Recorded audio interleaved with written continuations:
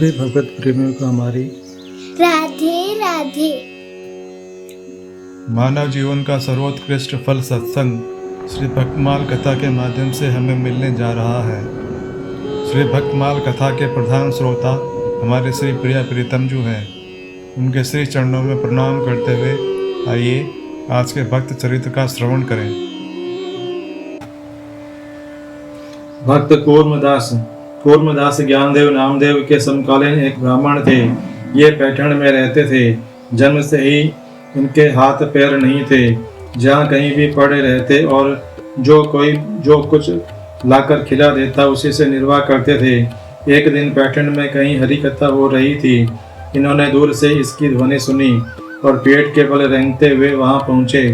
वहां उन्होंने पंडितपुर की आषाढ़ी कीर्ति की यात्रा का महात्म्य सुना। कार्तिक एकादशी में अभी 4 महीने की अवधि थी। कूर्मदास ने पेट के बल चलकर तब तक पंडितपुर पहुंचने का निश्चय किया। बस उसी क्षण वहां से चल पड़े। 1 कोस से अधिक वे दिन भर में नहीं रेंग सकते थे। रात को कहीं ठहर जाते और भगवान की उपस्थिति से कोई न कोई उन्हें अन्न जल देने वाला मिल ही जाता था। इस तरह 4 महीने में वे लहुल नामक स्थान में पहुंचे। बस अब कल की ही एकादशी है और पंडितपुर यहाँ से 7 कोस है। किसी तरह से भी कूर्मदास वहाँ एकादशी को पहुँच नहीं सकते। झुंड के झुंड यात्री चले जा रहे हैं पर कूर्मदास लाचार है। क्या इस अभागे को भगवान के दर्शन कल नहीं होंगे? मैं तो वहाँ तक कल नहीं पहुँच सकता, पर क्या भगवान यहाँ तक नहीं आ सकते? वे तो चाहे जो कर सकते हैं। यह सोचकर उन्होंने एक चिट्ठी लिखी। हे भगवान, मैं बेहाथ पैर का आपका दास यहीं पड़ा हूँ। मैं कल तक आपके पास नहीं पहुँच सकता, इसलिए आप ही दया करके यहाँ आए और मुझे दर्शन दे। यह चिट्ठी उन्होंने एक यात्री के हाथ भगवान के पास भेज दी। दूसरे दिन एकादशी को भगवान के दर्शन करके उस यात्री ने यह चिट्ठी भगवान के चरणों में रख दी। लहुल में कूर्मदास भगवान की प्रतीक्षा कर रहे थे।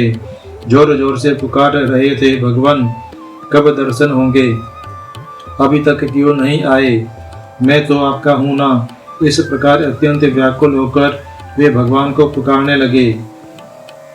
परम कारुणिक पंडरीनाथ, श्री विठल ज्ञानदेव नामदेव और सावता माली इन तीनों के साथ कूर्मदास के सामने आकर खड़े हो गए।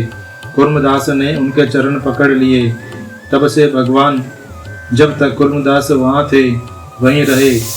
वहाँ श्री विठल भगवान का जो मंदिर है वह इन्हीं कूर्मदास पर भगवान का मूर्त अनुग्रह है। आज के हमारे भक्त चरित्र का वर्णन इतना ही। कल हम एक नए भक्त चरित्र के साथ श्री प्रिया प्रीतम जी के समक्ष प्रस्तुत होंगे। आपको हमारी राधे राधे।